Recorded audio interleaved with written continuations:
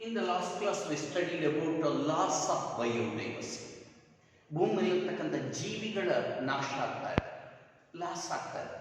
So after the origin ಇಲ್ಲಿ ಜೀವಿಗಳ ಉಂಟಾಗಿದ್ದಾವೆ, ಹೊಸ ಹೊಸ ಎವಲ್ಯೂಷನ್ ಆಗಿ ಬಂದಿದ್ದಾವೆ, ಆದರೆ ವಿನಾಶ ಆಗ್ತದೆ. ಅದನ್ನು ತಡೆಗಟ್ಟೋದು ಹೇಗೆ? ಅಥವಾ ಕನ್ಸರ್ವೇಷನ್, ಬಯೋಡೈವರ್ಸಿಟಿ ಕನ್ಸರ್ವೇಷನ್, ಬಯೋಡೈವರ್ಸಿಟಿ ಉಳಿಸ್ಕೊಳ್ಳೋದು ಹೇಗೆ? Why should we conserve? ಯಾಕೆ ಉಳಿಸ್ಬೇಕು ನಾವು? So humans alone cannot live. ನಾವಷ್ಟೇ ಬದುಕಲಿಕ್ಕೆ ಸಾಧ್ಯ ಇಲ್ಲ. It is an interaction with the environment. ಎನ್ವಿರಾನ್ಮೆಂಟ್ನೊಂದಿಗೆ ಸಹಯೋಗ ಇದೆ. ಯಾಕಾಗಿ ನಾವೆಲ್ಲ ಬಯೋಡೈವರ್ಸಿಟಿ ಕನ್ಸರ್ವ್ ಮಾಡಬೇಕಂದ್ರೆ because of the three reasons. Narrow utilitarian reasons. Narrow utilitarian ಅಂದರೆ ಮನುಷ್ಯನಿಗೆ ಮಾತ್ರ ಬೇಕಾಗಿರ್ತಕ್ಕಂಥ ಕಾರಣಗಳಿಂದ ಅಥವಾ ಮನುಷ್ಯನ ಅವಶ್ಯಕತೆಗೆ ಬೇಕಾಗಿದೆ. So what are those narrow utilitarian reasons? We are getting food from plants. ನಮಗೆಲ್ಲ ಆಹಾರ ಸಿಗ್ತಾ ಇರೋದು ಪ್ಲಾಂಟ್ಸ್ ಇಂದ. We are getting wood. So furnitures, building ಕಟ್ಟಬೇಕು, ವುಡ್ ಸಿಗುತ್ತೆ. And even we are getting number of fruits ಇದೆ, ಪಲ್ಸಸ್ ಇದೆ, food materials ಇದೆ. All these we are getting from plants. And one more interesting thing ಅಂದರೆ what we are utilising the medicines and drugs now. ಈಗ ಉಪಯೋಗಿಸ್ತಿರ್ತಕ್ಕಂಥ ಎಲ್ಲ ಔಷಧಿಗಳಲ್ಲಿ even ನೀವು allopathic ಅಂತ ಹೇಳಿದ್ರು, ಇಂಗ್ಲಿಷ್ ಮೆಡಿಸಿನ್ ಅಂತ ಹೇಳಿದ್ರು, 25% of the medicine is extracted from the plants. ನಾವು ಬಳಸ್ತಾ ಇರ್ತಕ್ಕಂಥ ಮೆಡಿಸಿನ್ ಅಲ್ಲಿ ಆಯುರ್ವೇದಿಕ್ ಪೂರ್ಣವಾಗಿ ಸಸ್ಯ, ಅದು ಬಿಟ್ಟು ಬೇರೆದಲ್ಲೂ 25% of the medicines are obtain from the plants. So ಹಾಗಾಗಿ ನಾವು ಬಯೋಡೈವರ್ಸಿಟಿ ಉಳಿಸ್ತಕ್ಕಂಥ ನೆಸೆಸಿಟಿ ಇದೆ. ಸೊ ದೀಸ್ ಆರ್ ಮನುಷ್ಯನಿಗೆ ಬೇಕಾಗಿದೆ. ಹಾಗಾಗಿ ಅದನ್ನು narrow utilitarian reason, only for the benefit of humans, we should have conserve. Second, broad utilitarian reasons. Broad, ದೊಡ್ಡದಾಗಿ ಇಡೀ ವಿಶ್ವಕ್ಕೆ ನಾವು ವ್ಯಾಪಿಸಿದ್ರೆ ಅಥವಾ ಪರಿಸರಕ್ಕೆ ನೋಡಿದರೆ broad utilitarian reasons. We are living by respiring oxygen. ಎಲ್ಲ ಅನಿಮಲ್ಸ್, ಪ್ಲಾಂಟ್ಸ್ ಎಲ್ಲ ಬದುಕ್ತಾ ಇರೋದು ರೆಸ್ಪಿರೇಷನ್ಗೆ ಆಕ್ಸಿಜನ್ ತಗೊಂಡು. ಈ ಆಕ್ಸಿಜನ್ ಎಲ್ಲ ಎಲ್ಲಿಂದ ಬರ್ತಾ ಇದೆ? ಪ್ಲಾಂಟ್ಸ್ ಫೋಟೋಸಿಂಥಸಿಸ್ ಅಲ್ಲಿ ರಿಲೀಸ್ ಮಾಡುತ್ತೆ. ಅಂದ್ರೆ ಪ್ಲಾಂಟ್ಸ್ ಇಲ್ಲ, ಬಯೋಡೈವರ್ಸಿಟಿ ಇಲ್ಲ ಅಂದ್ರೆ ಅನಿಮಲ್ಸ್ಗೆ ರೆಸ್ಪಿರೇಷನ್ ಪ್ರಾಬ್ಲಮ್ ಆಗುತ್ತೆ. They can not live. We are getting. So ಹಾಗಾಗಿ Amazon rainy forest nearly about 20% of oxygen release ಮಾಡ್ತಾರೆ. Every day 20% of oxygen required by the earth is released by the Amazon rainy forest. ಆದರೆ ಈಗ Amazon rainy forest ಎಲ್ಲ ಏನು ಮಾಡ್ತಾ ಇದೀವಿ? Cut ಮಾಡಿಬಿಡ್ತಾ ಇದೀವಿ. ಯಾವುದಕ್ಕೆ? For the cultivation of soybean. Soybean ಕಲ್ಟಿವೇಶನ್ಗೆ ಅವನ್ನೆಲ್ಲ ನಾಶ ಮಾಡ್ತಾ ಇದ್ದೀವಿ. ಸೊ ಹಾಗಾಗಿ ಬಯೋಡೈವರ್ಸಿಟಿನೂ ಲಾಸ್ ಆಗುತ್ತೆ, ಜೊತೆಗೆ ನಮಗೆ ಮುಂದೆ ಸಿಗ್ತಾ ಇರ್ತಕ್ಕಂಥ ಬೆನಿಫಿಟ್ಸು ಲಾಸ್ ಆಗುತ್ತೆ. ಸೆಕೆಂಡ್, ಅನಿಮಲ್ಸ್ ನೋಡಿದ್ರೆ all plants are not pollinated by wind. ಎಲ್ಲ ಪ್ಲಾಂಟ್ಸ್ ವಿಂಡ್ ಪಾಲಿನೇಷನ್ ಆಗಲ್ಲ. Some plants pollinate their flowers through the insects and animals. Animals, insects ಇಂದನೇ ಪಾಲಿನೇಷನ್ ಆಗುತ್ತೆ. ಹಾಗಾಗಿ ಇವು ನೆಸೆಸಿಟಿ ಇದೆ. ಸೊ ಪಾಲಿನೇಟರ್ಸ್ ಬೇಕು. ಪಾಲಿನೇಟರ್ಸ್ ಇಲ್ಲ ಅಂದ್ರೆ ಫ್ಲವರ್ ಫ್ರೂಟ್ ಆಗಿ ಪ್ರೊಡ್ಯೂಸ್ ಆಗಲ್ಲ, ಡೆವಲಪ್ ಆಗಲ್ಲ, ಆಗ ನಮಗೆ ಫುಡ್ ಸಿಗೋದಿಲ್ಲ. ಸೊ ಪಾಲಿನೇಷನ್ಗೂ ಬೇಕಾಗಿದೆ. These are broad utilitarian reasons. ಇನ್ನು ethical reasons, morally, philosophically and even spiritually, ಧಾರ್ಮಿಕವಾಗಿ, ಮಾರಲ್ ಆಗಿ ಸೊ ನಾವು ಉಳಿಸ್ಬೇಕಾಗಿದೆ. Some plants are human beings, plants ಅಲ್ಲಿ so millions of plants and animals ಇದೆ. So we have to give importance to each and every organism. ಪ್ರತಿ ಜೀವಿಗಳಿಗೆ ಅದರದೇ ಆಗಿರ್ತಕ್ಕಂಥ ವ್ಯಾಲ್ಯೂ ಇದೆ, ಅದರದೇ ಆಗಿರ್ತಕ್ಕಂಥ ಕೊಡುಗೆ ಇದೆ ಪರಿಸರಕ್ಕೆ. ಸೊ ಹಾಗಾಗಿ ಕನ್ಸರ್ವ್ ಮಾಡಬೇಕಾಗಿದೆ. These are the 3 reasons why we should conserve the biodiversity.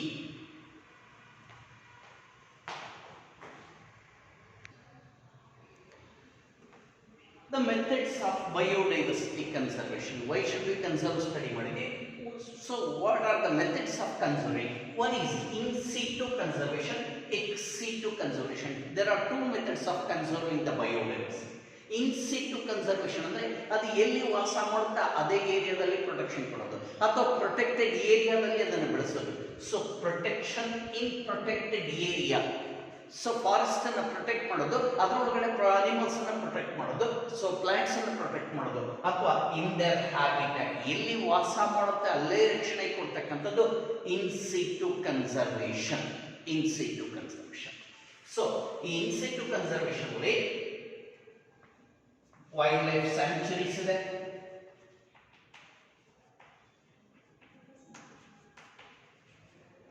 Sanctuaries, national park. ಈ national park and biosphere reserves.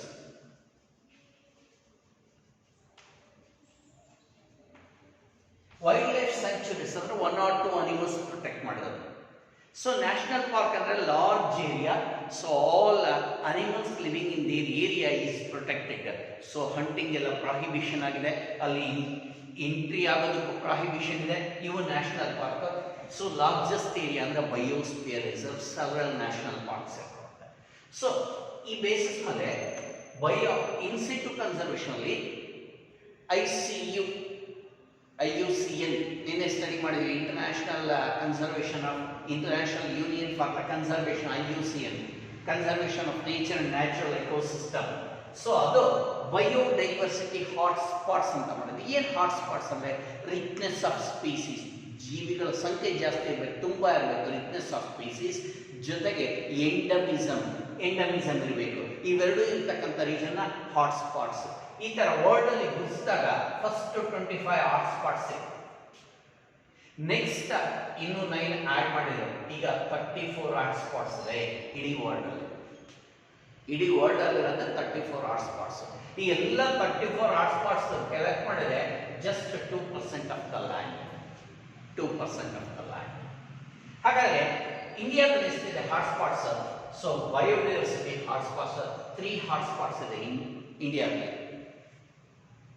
So one Indo-Burma region, Himalayan region and Western Ghats and Sri Lanka. ನಮ್ಮ Western Ghats ಮತ್ತು ಶ್ರೀಲಂಕಾ ಎರಡೂ ಸೇರಿಸ್ಬಿಟ್ಟು ಒಂದು hotspot. ಎರಡನೇದಾಗಿ Himalayan region ಎರಡನೇ hotspot. Indo Burma region 3 hotspots ಗುರುತಿಸಿದ್ದಾರೆ IUCN. Endemism ಅಂದ್ರೆ ಏನು? ಸುಮಾರು ಸರಿ ಒಂದು ಮಾರ್ಕ್ ಕೇಳಿದ್ರೆ. ಎಂಡಮಿಸಮ್ ಅಂದ್ರೆ the animal or the organism confined to the particular region. ಎಲ್ಲೋ ಒಂದು ಕಡೆ ಮಾತ್ರ ವಾಸ ಮಾಡ್ತಾ ಇರುತ್ತೆ, ಪ್ರಪಂಚದ ಬೇರೆ ಯಾವ ಜಾಗದಲ್ಲಿ ಇರಲ್ಲ. The organisms are confined to the particular region, not found elsewhere. ಬೇರೆ ಯಾವ ಜಾಗದಲ್ಲೂ ಇರೋದಿಲ್ಲ. ಸೊ ಈ ತರ ಇರ್ತಕ್ಕಂಥ ಜೀವಿಗಳನ್ನ ಎಂಡಮಿಸಮ್. ಇಲ್ಲಿಂದ ನಾಶ ಆದರೆ ಅವರಿಗೆ they will get extinct. So ಹಾಗಾಗಿ ಅವನ ಇನ್ ಸಿಟು ಕನ್ಸರ್ವೇಷನ್ ಅಂತ ಮಾಡಬೇಕು. Second year PUC. ಸೊ ಕನ್ನಡದಲ್ಲಿ ಒಂದು ಮೆಕಾಕ್ ಸಿಂಹಬಾಲದ ಕೋತಿ ಅಂತ ಇದೆ. That is endemism to the Western Ghats only, ಬೇರೆ ಎಲ್ಲೂ ಇಲ್ಲ ವರ್ಲ್ಡ್ ಅಲ್ಲಿ. These are endemism. Next sacred grove. Sacred grove ಏನು?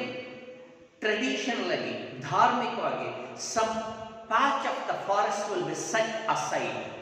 ಕೆಲವು ಜಾಗನ, ಕಾಡುಗಳನ್ನ ಹಾಗೆ ಉಳಿಸ್ಕೊಳ್ತಾರೆ ಧಾರ್ಮಿಕವಾಗಿ. ಇಲ್ಲಿ ಯಾವುದೇ ರೀತಿಯಾಗಿರ್ತಕ್ಕಂಥ ನಾಶ ಮಾಡ್ತಕ್ಕಂಥ ಕ್ರಿಯೆ ನಡೆಯೋದಿಲ್ಲ.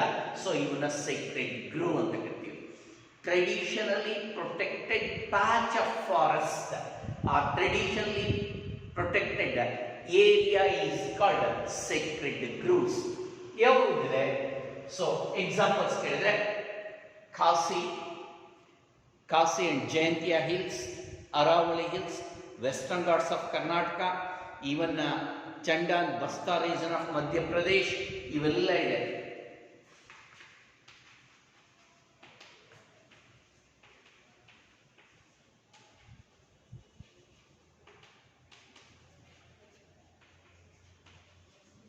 ಬಸ್ತಾ region, western Ghats, these are the sacred groves. So this is in situ conservation. In situ conservation. ಇನ್ನು ಎಕ್ಸ್ ಸಿಟು ಕನ್ಸರ್ವೇಷನ್ ಅಂದ್ರೆ ಏನು? Ex situ conservation, conservation of the organisms by human care or in artificial method. So ex situ conservation li animals and the plants are taken out from the threatened region or natural habitat. ಎಲ್ಲಿ ವಾಸ ಮಾಡುತ್ತೆ ಅಲ್ಲಿಂದ ಹೊರಗೆ ತಂದು ರಕ್ಷಣೆ ಕೊಡೋದು. taken animals and plants are taken out from the natural habitat and protected in a special place setting. special place. animals ಅದೇ zoo ಇದಾವೆ, ಝೂನಲ್ಲಿ ಪ್ರೊಟೆಕ್ಟ್ ಮಾಡ್ತೀವಿ.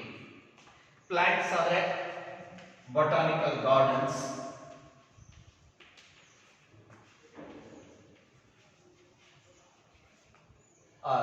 ಝೂಲಾಜಿಕಲ್ ಗಾರ್ಡನ್ ಅಂತ ಕರಿತೀವಿ. ಹಾಗೆ ರೇರ್ ಪ್ಲಾಂಟ್ ಅಗ್ರಿಕಲ್ಚರ್ ಆದರೆ ಸೀಡ್ ಬ್ಯಾಂಕ್ ಅಂತ ಮಾಡ್ತೀವಿ, seed bank. Next cryopreservation. Cryopreservation ಇನ್ನೊಂದು ಚಾಪ್ಟರ್ ಓದಿರ ಏನು? Either the embryos or the ಗ್ಯಾಮೀಟ್ಸ್ನ -196 ಡಿಗ್ರಿನಲ್ಲಿ ಸ್ಟೋರ್ ಮಾಡ್ತಕ್ಕಂಥದ್ದು, ಮುಂದೆ ಡೆವಲಪ್ ಮಾಡ್ತಕ್ಕಂಥದ್ದು, those are called cryopreservation ಅಂತದೆ. ಜೀನ್ ಬ್ಯಾಂಕ್ಸ್ ಇದೆ. These are all ex situ conservation. Ex situ. So usually fertilised ಎಗ್ಸ್ನ ಏನು ಮಾಡ್ತೀವಿ? ಕ್ರಯೋ ಪ್ರಿಸರ್ವೇಷನ್ ಇರ್ತೀವಿ. So these are ex situ conservation. Total biodiversity conserve ಮಾಡೋದಕ್ಕೆ, biodiversity ಕನ್ಸರ್ವೇಷನ್ಗೋಸ್ಕರ so world ಲೆವೆಲಲ್ಲಿ ಒಂದು summit ಆಗುತ್ತೆ. ಅದನ್ನು ಅರ್ತ್ ಸಮಿಟ್ ಅಂತ. Earth summit.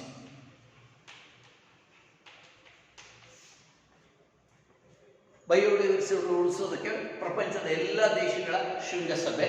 So first biodiversity Earth Summit ಆಗಿದ್ದು ರಯೋ ಡಿ ಜನೈರೋ.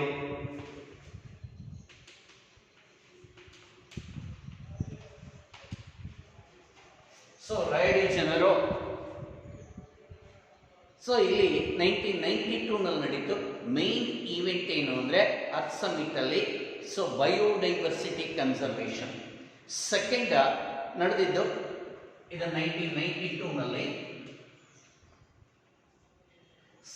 2002ನಲ್ಲಿ ನಡೆದಿದ್ದು ಜೊಹಾನ್ಸ್ಬರ್ಗ್. ಸೆಕೆಂಡ್ ಸಮಿಟ್ ಜೊಹಾನ್ಸ್ಬರ್ಗ್ ಅಲ್ಲಿ ನಡೆಯುತ್ತೆ. ಸೊ ಇದರಲ್ಲಿ ಸುಮಾರು 190 ಕಂಟ್ರೀಸ್ ಪ್ಲೆಡ್ಜ್ ಮಾಡುತ್ತೆ, ಆದರೆ ಪ್ರಮಾಣ ಮಾಡುತ್ತೆ, ಓದ್ ತಗೊಳುತ್ತೆ. ಏನು? ಟ್ರೆಡಿಷನ್ ಬಯೋಡೈವರ್ಸಿಟಿ ಕನ್ಸರ್ವೇಷನ್ ಜೊತೆಗೆ ಯಾವುದೇ ದೇಶದ ಪ್ರೊಟೆಕ್ಟೆಡ್ ಅನಿಮಲ್ಸ್, ಎಂಡೇಂಜರ್ ಅನಿಮಲ್ಸ್ನ ಬೇರೆ ದೇಶಕ್ಕೆ ಸಾಗಾಣಿಕೆ ಮಾಡೋದನ್ನು ನಿರ್ಬಂಧ ಮಾಡುತ್ತೆ. It stop the illegal transfer of the endangered and rare animals. This is about biodiversity conservation.